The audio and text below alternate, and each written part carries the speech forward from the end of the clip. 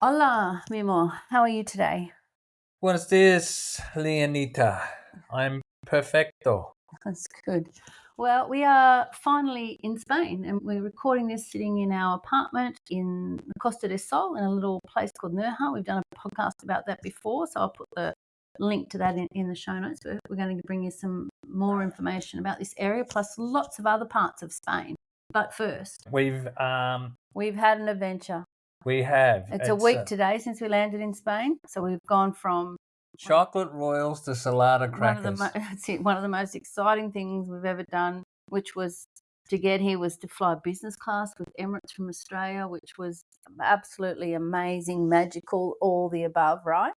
Yeah, like it was. It was fabulous. We got picked up by Alex at our accommodation in Australia at the Sunshine Coast, and he chauffeur drove us down to the airport. It took just on an hour, but there was no traffic whatsoever. But yeah, we got there in an hour, and then And I have to say, look, me in particular, I was so excited about flying business, and I'd been Googling everything I could about the Emirates experience, the menu, the wine list, the inclusions in the toiletry bag. And I think that really added to the excitement of our trip to Spain. Oh, absolutely. And so, yeah, we were, so when we got picked up, I was just ready for the experience. I was ready for the business lounge, all the above, right? Well, can you remind me why we decided to go business? Gonna regret it. It was our anniversary of 10 years when we met. Right, okay. So that's why.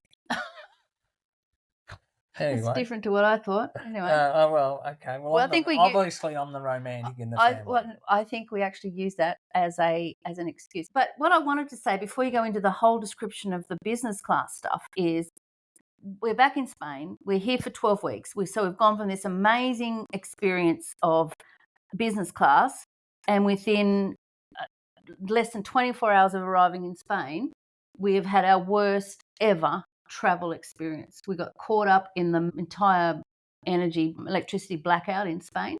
Yep. And we were on a train in the middle of nowhere, and nobody knew what was going on. And so we've gone from flying this beautiful, luxurious business class A380 to sleeping on the floor of a basketball hall in the middle of nowhere in Spain. Yes. Malagon. No one's even the locals don't know where Malagon is. Yeah. So that was, anyway, I'm going to tell you a little bit more about that as well in a minute. So yeah, back to business. Arrived at the airport, Brisbane Airport. We've gone straight through security without any issues, straight to the business class lounge. It's a massive big lounge full of wonderful food and wine. You can get your own drinks, can't you? Yeah. Basically, there's a little food buffet, which is all help yourself. The bars help yourself as well. It's got all the best brand spirits, and they have the choice, the two white choices you had, which was the Petaluma Riesling and the Craggy Range Chardonnay. Yeah. And you can have as much as you like because it's all self-serve. Leanne had a little G&T. Little gin and tonic. I was more Bombay Sapphire. That was the gin I was trying to think of. I was thinking more about the lovely little roasted beetroot and feta and walnut. Well, that's on the buffet. Yeah, it is. And I had a serve of the 5-spice duck pie. It was beautiful. And I had another beef ragu. I tried that as well, and that was beautiful. But we didn't want to eat and drink too much because we knew that as soon as we got on the plane, we're going to get a full meal. I did know that, but I also did have two desserts, both cream caramels, because they were so great. They were so good. And then from there, you basically walk straight onto the plane. Yeah. The lady there, you show your ticket. They don't even want to see your passport. And welcome, Mrs. McCabe, and you sit down, and we weren't next to each other. We were just across the aisle, which was fine. Yeah. And we were both pretty happy. Yeah, well, you sort of the seat allocation, the seat setup is economy. You've got 10 seats across, whereas in business you've only got 4 seats. There's plenty of room. The design of the actual business class seats obviously has been improved over the years. I was really surprised at how much room there was. The seats actually can basically Lie flat. recline flat. Yeah. And Well, there's 3 buttons. There's one just to sit you back a little bit and a bit comfy with the footrest, and then the next one is to lie it all the way down flat, and then the third one is to sit it back up to the original spot, Yeah. and then they also bring you around a little mattress if you want it. So Yep. they put that on top of your bed and a pillow and a blanket, and if you're lying flat, I had my backpack up in the footwell and I still couldn't touch it, so even tall people could lie all the way flat. And as well as that, so you've basically got the width of 2.5 seats, I guess, and next to that you've got this, and I like the mini bar where you've got your unlimited water and snacks that you can get. Yeah. Yeah, and then like a big tray area, so you can put your earphones there and your little toiletry bag, which was full of Bulgari, bits and perfumes and creams and brush and toothpaste and the sleeping mask and the earplugs, and as you said, the headphones were really good. Yeah, the headphone quality is fabulous. And the other thing is, what always annoys me is the blankets in economy. It's like sleeping under tissue paper. Whereas the blankets in business class, they're really good quality blankets. Yeah, it was nice, and a huge screen. Yeah, the entertainment screen I looked it up, is the biggest screen in any business class. So, and that's 27 inches. And I think the closest one is a Qatar, and that's 17. And British Airways is third, is 10 inches. So it's a touch screen, but there's also a little iPad that you can next to you that you can use to watch what you want on the big screen as well. And it was pretty nice. We slept, and then when they bring the dinner, you're not balancing on this tiny little tray, this massive big wooden tray that comes out, and they put a tablecloth down, and you have proper cutlery and proper glass of wine, glassware, and all very, very civilized, wasn't it? Yeah, and obviously on arrival, just before you take off, there's obviously the champagne. You get a glass of champagne and the lovely hot washes, and the hot washes before and after meals, and look, you can't fault it. And the food. Yeah, it was great. Was fabulous. One of the things I liked is, when you're in economy and, everyone's coming around telling you to put your chair up, put your tray table down, do your seatbelt. There's always someone telling everybody what to do. You didn't see anyone. They just walk past and leave you alone, don't they? Well, it was very unassuming service, but it was very friendly and very efficient. Yeah, they were there, but they weren't there. Yeah. So yeah, I loved it. I thought it was fantastic. And the actual, it was a 14-hour flight, so it's one of the long ones. But we took off on time and we arrived on time. Actually, we arrived a little bit early, probably about 10 minutes early into Dubai, and we had to get. We're obviously first off the plane, priority. And we had to get. I think we landed in Terminal C, and we had to get to A, and that's not a big deal. But you go down some escalators and then down a lift and hop on a train and across and then back up escalators and like lifts, and finally we get to A and find our business lounge there. Yeah. And this business lounge in Dubai is basically the whole top of the airport, isn't it? Yeah, so and the size of Dubai Airport is a small city. Yeah, so you can imagine the size of this. You got business lounge, right? Yeah, they have to have that much. Yes, so it's incredible. But here, Dubai Airport can be a bit intimidating, but we've been there a few times now, and there's always plenty of signage. They don't. It's a silent airport, as in they don't call out your flight. They don't do that. There is plenty of signage. So much signage. There is staff. Yeah. At every corner to help you. Yeah. That's true. We didn't have a lot to eat or drink at the lounge because we just had a feed on the flight, didn't we? And we weren't that hungry. Yeah. But the problem I had is I think my ankles had swollen just a fraction, and I had some new sandals which I'd been wearing and they weren't hurting me at all. But they started just to rub under my ankles, and I got these 2 big blisters. You did. And so luckily, I thought I'd have to go barefoot, but luckily Lyle had his bright blue size 11 thongs or flip-flops for those who aren't Australian. And so here I am walking around the business class lounge in my little size 6 feet with Oh, your size 11 thongs, bright blue, and you know what? By the time I got to the plane, I had a big blister between my toes from them as well. So, I actually, the only thing we only had oh, we had a cup of coffee each at the Dubai Business Lounge, mm. and the reason I was sort of I made sure I got that was so that Leanne didn't trip over in her jeans with the flip flops on or the thongs on. So Oh dear. it was a bit embarrassing, but anyway. It was a bit embarrassing. I didn't have to walk far though when we got to back into Madrid. So the second flight, it wasn't one of the newer planes.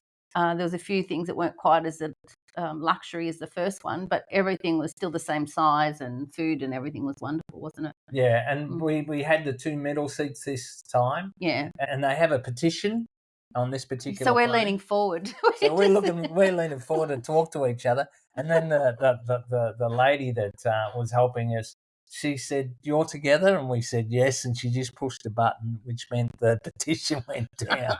We could have probably ended up with strained necks if Oh she dear. hadn't helped Obviously, us. we were first timers. But again, yeah, food was spectacular, service was great. Yeah. We tried some French wine, some Mm-hmm. French red because we could, Yep. and it was a Sancerre, and I loved it. It was brilliant. Yeah, it was nice. I did get a bit of a headache though on that flight because I had drunk no water, so I wouldn't have to go to the toilet all the time, but it backfired. So I went up and asked for some Panadol, and they maybe suggested I'd been drinking too much, which unfortunately I hadn't.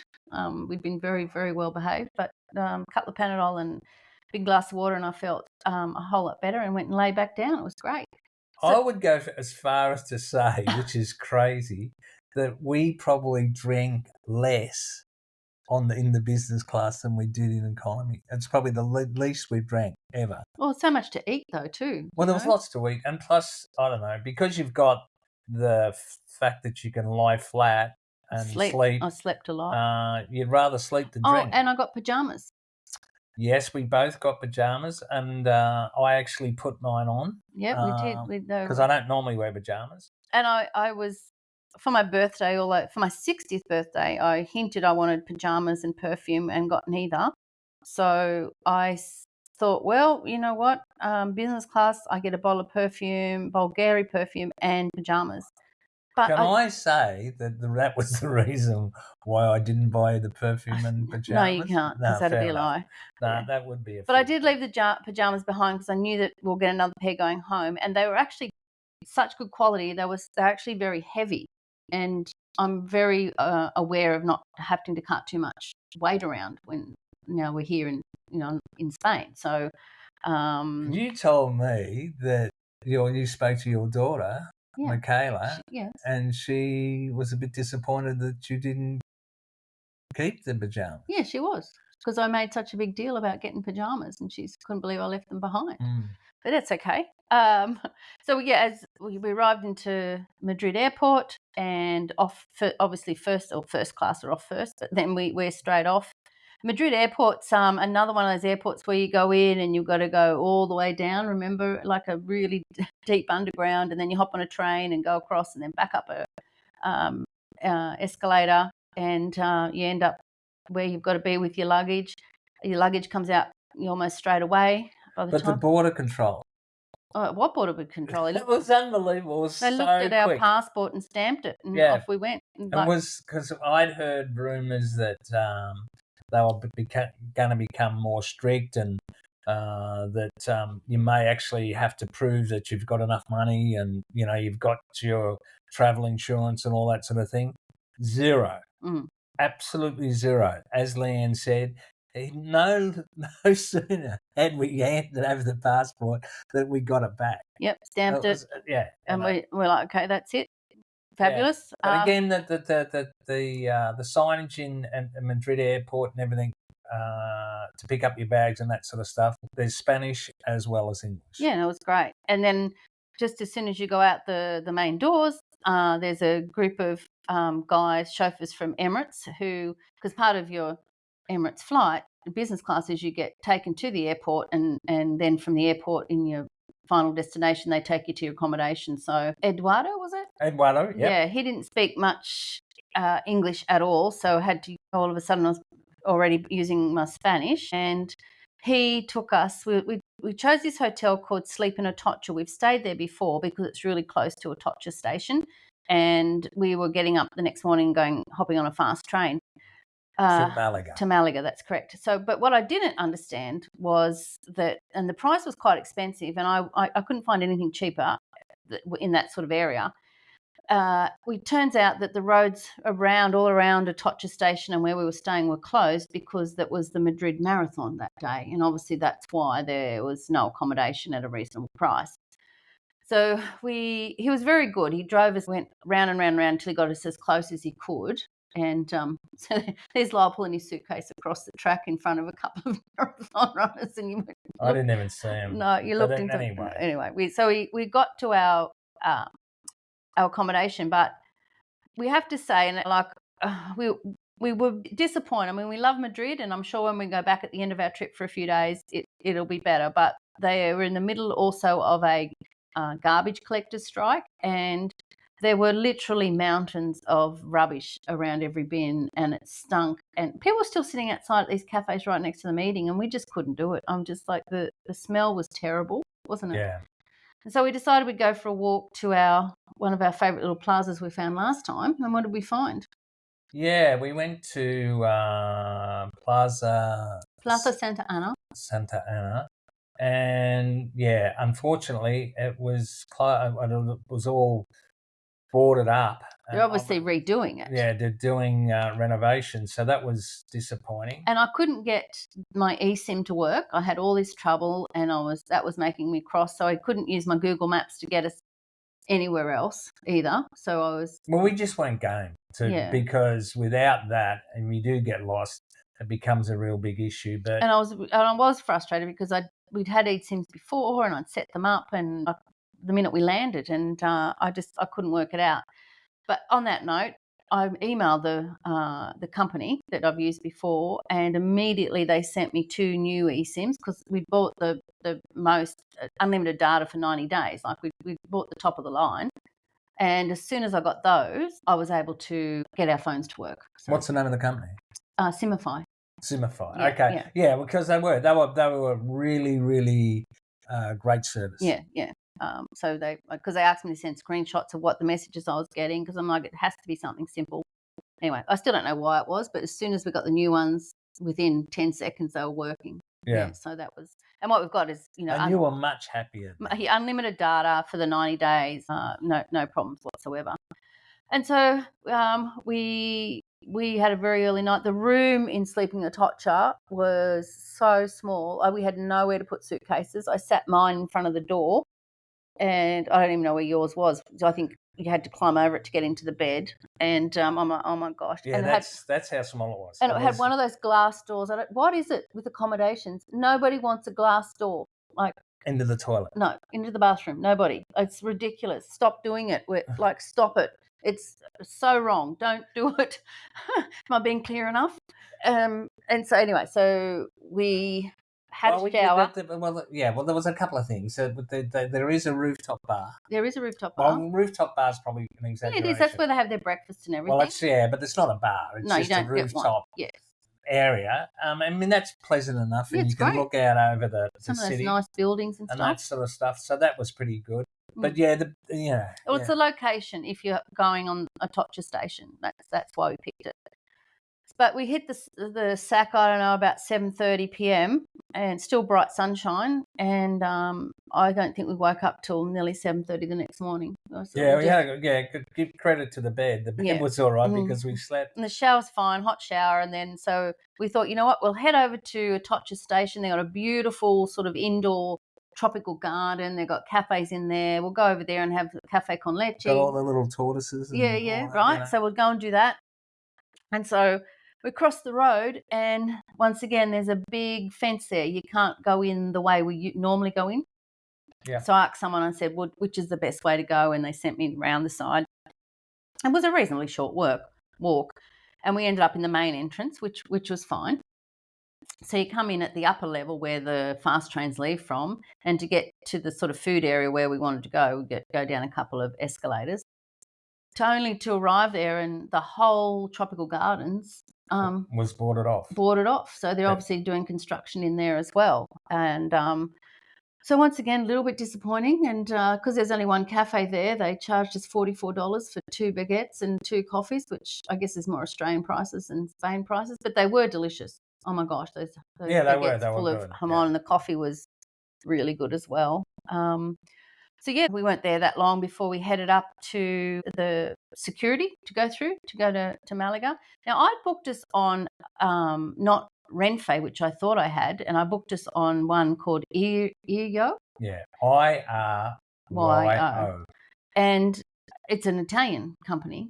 And the reason I did it, I think now, is because it was half price. But the train was fine, wasn't it? Yeah, no problem. Like beautiful. The trains in Spain are always really nice, so clean and comfy, and we've got our luggage on a rack, and we're just having a nice trip, really. And although you did say that you read somewhere that don't ask Renfe staff for help, for help if Or you're on one of the other trains on the EO train. Yeah. So, but we didn't need help though, did we? No. Until we were about like an hour and a half in, and we're watching the speed. It's going 260. It's going 280. It's we're due into Malaga at 242, and so when you say 280, 180 kilometres an hour. Yeah. So it was over 200 some of the time, and then 280. It got up to 280. So then the train sort of slows down, and then it stops, and nobody thinks anything is wrong, because sometimes you stop and have to let another train go past, or sometimes you're ahead in schedule and you've got to wait till the train in front of you moves on, or whatever. So everyone just sat there like nothing was wrong, and probably maybe 15, 20 minutes later, people are starting to ask questions, and obviously the power outage had happened, and which meant there was no communication either, and so no one had any phone, any data, no information, and anything that was coming through was in rapid Spanish from the train staff, and they didn't know anything either. And which because there's no communication. No communication. How the hell would they know anything? Right. So we're just sitting there, and then the aircon goes off, and the TV screens go off, and it's getting hot. The toilets aren't working. It's getting really disgraceful, and eventually, they were unusable. The toilets became unusable. And so eventually they decide they're going to pry the doors open to get some fresh air in, which was a relief. And that lasted probably another hour. We were just waiting. And then people are starting to, once again, just what's going on. I think we literally sat there for nearly 4 hours, and we couldn't do anything. Like, what are you going to do? And then we see police arrive out the window, and there's three different police levels in, and so I think it was the local police, and then the local guarda. And so they Guardia Civil. Yeah, so they start pulling up, and we finally get some idea that we're going to be taken off the train because it's too hot and we can't use toilets, and they're going to evacuate us. Well, by that stage, we were told that the whole of Spain and Portugal was in total blackout. Yeah, and it's an unprecedented event. But you know what? Nobody was uptight or upset. You know, there was one woman, American woman. She was the only one that got uptight, and she just said, "This would never happen in our country." You know, and everyone else just sort of stared at us as if to say, "Well, so we're here now." But it was really calm, and I think people were a bit worried, but we just assumed we were going to get off, and the power would come back on, and we would get back on the train. So they got the old people off first, which didn't include us, funnily enough, did it? We weren't classed as old. And the people with families, they took them up the front of the train and had sort of some stairs to get down. I don't know how anyone jumps off a train when it's moving. Oh my God. It was. It's quite a distance. It's a huge distance. It's a huge distance. It did help. There was a very handsome Spanish policeman there to help me. But so we're not rushing to get off. We hop off, and it's quite sunny outside. It's quite warm. There was a little bit of shade around. and we're told they're going to shuttle us into the community hall in a little town very close called Marragon, as we mentioned earlier. And that happened quite quickly, to be honest. Can I just mention the fact that they didn't want us to take our No, they big didn't want us to suitcase? take our big luggage. They said, no, leave it on, and because you'll be coming back to the train. And I was a bit reluctant to leave it there. I'm like, but what if we don't come back to the train? So then we had to lift down our big suitcases, and there was some really like some of the local people, they just got in and helped. Well, some of the People Spanish people on the train couldn't have been more helpful. Everybody just sort of, I don't know, put their hand up to help. Yeah, it was great. And it was a really good And we met some atmosphere. English people, Miranda and Mark, and Miranda was wonderful because she kept going and finding out. She had someone who could translate, and she kept going back and finding out all the information. So she was our source of information. So basically we hauled these suitcases over rocks and over dirt, over a wall to get on a little bus, and chucked our suitcases in the back, and we got taken to this hall. And by the time we'd got to the hall, we were sort of the last there wasn't any food left, but then they brought more. So, the locals were bringing food like fruit and some bread and donuts, and they were just bringing whatever they could, I think, out of the supermarkets. And there was plenty of water and toilet paper and nappies and things that they brought, didn't they? Yeah, and plastic chairs. A special mention about the young volunteers. When I say young, from young adults. Younger adults. Yeah. That obviously came from the local town or local high schools or whatever, and they just turned up and they were fabulous. They were helping. Were awesome. So at some stage, someone had like a battery-operated radio, and the Prime Minister, or President, is it? Prime Minister. Made an announcement about what was going on. So they were playing it loudly over the car radio systems, and the bus must have had a radio so people could listen.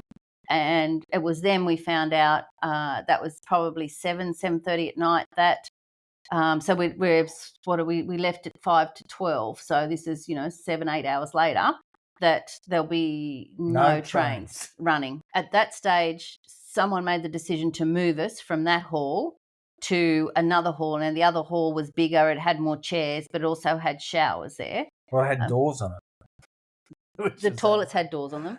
Just basically, it was much better. Well, yeah, insulated and stuff, because the one we were in was literally a big tin shed. That's right. Exactly. Yeah. And so what happened then is, it's getting dark by the time we get there. It must be getting close to 9 o'clock. 9:30, it's getting dark. They somehow get a couple of battery lights, and they find a generator. Yeah. And they set up a couple of lights, and the radio. Oh my God, they had that playing through that speaker. Till late. I'm like, please stop. But once again, the locals, they brought mattresses, they bought blankets, they bought yoga mats, they bought more food. They bought exercise mats. They must have got them from everywhere. Yeah, like little mattresses, say from daycare and that sort of stuff, or more like gymnastic sort of mats. Yeah. When they were handing them out, and we were lucky. However, there wasn't enough. There wasn't enough for everybody. There were some people that sat up in plastic chairs all night. We were lucky to get a mattress, because of our age, but also my hip. Like, I can't lie on a floor. I'll just sit up. But it got so cold, and people still don't know what's going on. We're just told we're there for the night, and I put all my layers on. I was still cold. I had a scarf that I put on as well. It was. I don't know what it dropped down to, but it was very, very cold. And what you've got to understand is that, like, it was tough for us, but there was people all over the nation trapped in elevators.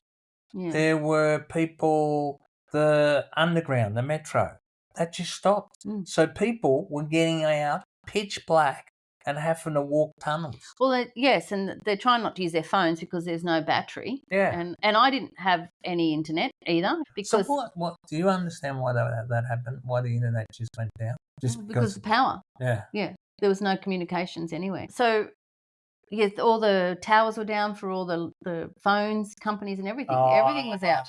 Yeah. All gone. But what happened was at 2 a.m., the power came back on. Yeah.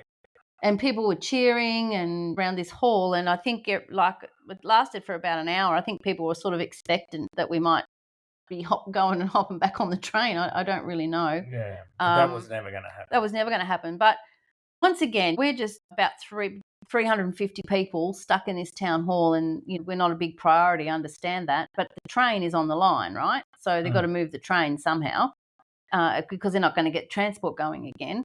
But we literally waited there till it was almost 10:30. Well, 20 past 10, I think, we got on a bus. They started to shuttle us. And that was the worst of the whole thing for me, because people were pushing and shoving so much to get on that bus, and I left you behind. I got on with our suitcases. Yeah, and we had to split up. Yeah, they're obviously trying really hard to be organised, but it was a bit of a shit show, to be honest. And then it was so they said that I got a message from our train company then saying that it would. A text message because I turned on roaming from Australia because I still didn't have the eSIM up and running at that stage. Anyway, so they said then there'll be a train leaving at Ciudad Real, which was another little town, at 10:30. I'm like, well, we're lined up for the bus at 20 past 10. And there's all these different rumours going around. There's a lady saying, well, there won't be any trains because the signals aren't working. And someone else was saying, well, if we're not there, the train will leave without us and we'll have to wait, for another train. And then someone else said, no, we're getting back on the same train. It's going to wait till everybody's there. But the problem is they had no list of who was there either, because there had been people had been picked up, I guess, by family members. They'd shipped off families to some hotels somewhere, some older people as well. People were just leaving. And when we got back on the train eventually, there was many empty seats. They wouldn't know who was there and who wasn't. So there was no one sort of checking that we were all getting on or not. And so I did get a bit anxious, because everyone else that had come on the buses, we'd been rushed through security at this train station, and there was no staff from our train, no one there to help. And there's still a busload of people coming, which has got Lyle and his friend Mark on there. And anyway, it all worked out. They got there, we got rushed through the security, straight through and up on the train. Now, we were on that train by about 12, I think. And we sat there for another half hour until it took off. Which would have been the time that we would have hit that station the day before. Yeah. So we actually got into Malaga basically exactly the same time as what we would have 24 hours later. 24 hours later. I was quite hungry, though. There was no food. The bar wasn't operating. Obviously, they weren't able to restock the food. We'd had very little there was no food at the town where we were staying that morning. Really, I think I had an orange in my bag, So that was our ordeal, wasn't it? Yeah, so when I say we went from chocolate royals, which for those people that don't live in Australia, chocolate royals are a beautiful chocolate biscuit, to salada crackers. Now, salada crackers are a very traditional Australian dry biscuit, which are not that nice. So it was a very interesting start to our holiday. Yeah. And it took a couple of days to really just get through all that and move on from that traumatic experience. But I think the thing there was more positives with the help and the people. Sure. Yeah. The positive out of it is that no one really got too excited, as in the passengers. They all sort of went, well, it is what it is. Yeah. Getting upset about it is not going to change the situation. It's only going to make it worse. It was hard, though, because when any information did come through, nobody bothered to tell you in English. And there were quite a few English speakers. And so we had to then go and find people to help us. I could pick out a few words, but they were just speaking so fast. And that's where I give full credit to the young volunteers, because there was a couple of those that did speak English. And they were so pleasant, and they were so understanding that we were having problems. Yeah, hats off to them. I think they did a fabulous job. All right, we've probably gone on long enough about that. Let's finish off, though, quickly. Well, we got picked up by Anna. We paid for someone to come and get us. We'd always had that organised. And she brought us to Nerja, which, as you said before, was a 40-minute drive. Yep. And cost €80. Ivan was here to meet us and let us in. And I felt a bit sorry for him, because we were supposed to be arriving the day before. and he didn't hear from me. He couldn't. Because there was no communication. And so I said we'd be here at 3:30, and he came at 3:30. He came at 4:30. He came at 5:30. He came at 6:30, and by then he just thought, you're not coming, and like if you do, you'll have to contact me. So poor guy, he lives about half an hour away, so he just sort of driving backwards and forwards. But anyway, we're here. We've got a great apartment. We're overlooking the Mediterranean Ocean. It's got a great balcony. We're in a great location. We're very happy, aren't we? Over the moon. Right. So this is what we're doing in Spain, just so you know what's coming up. We are here for 12 weeks, and 4 of those weeks we're in Nerja, where we are now, but we're doing a few multi-day trips. We're going to leave most of our stuff here and just take backpacks. And one of those is tomorrow, so we're off to Granada, and then a couple of weeks' time we're off to Malaga. We've got lots of things organised there. After Malaga, after 4 weeks here, we're off to Seville and Carmona.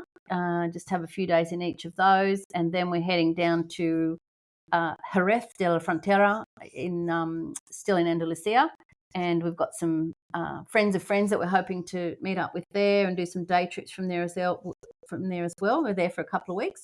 It's really a Spanish part of Spain, if you know what I mean. It's got the flamenco, it's got sherry, it's got the very traditional, the horses, so we're looking forward to that, aren't we? Yeah.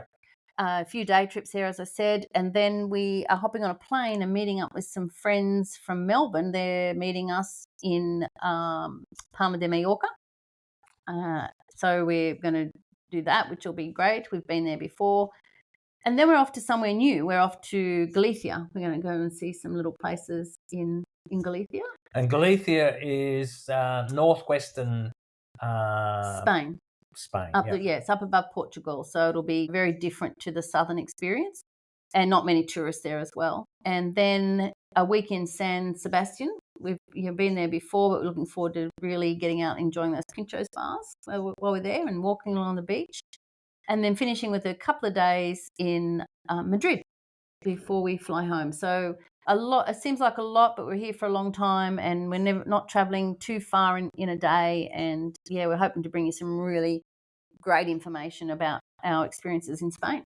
And Leanne let me out by myself for the first time ever in Spain. Back, when was it? A couple of days ago. And I made it back all by myself. Well, we did go and suss out where it was, and sure, the day before.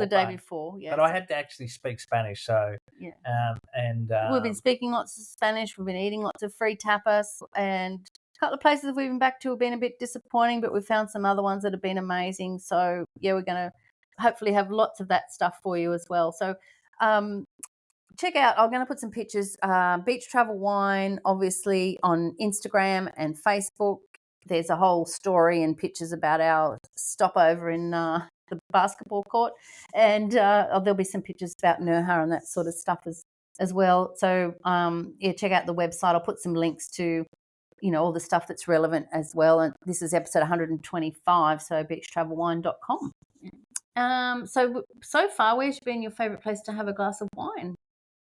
I would say the restaurant we went to celebrate our anniversary, which was the Botanic. Oh. Yeah, and that food was absolutely spectacular. Yeah, that was nice. Yeah, I'd say my favourite was my first Tinto de Verano at Bar Redondo. It's this beautiful big wooden bar. They've got jamon hanging down, and you can choose the tapper off the menu, and it's just, I love going to that bar. Introduced ourselves to Alfonso. Did we? Yes, we did. Alfonso, because he served us the 2 days that we'd been there, and he was great.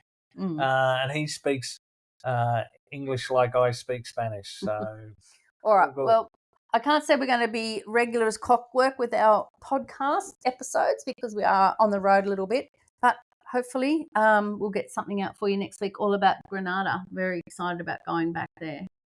Yes? See. All right. Well, it's hasta luego from me. And it's hasta luego pronto from me.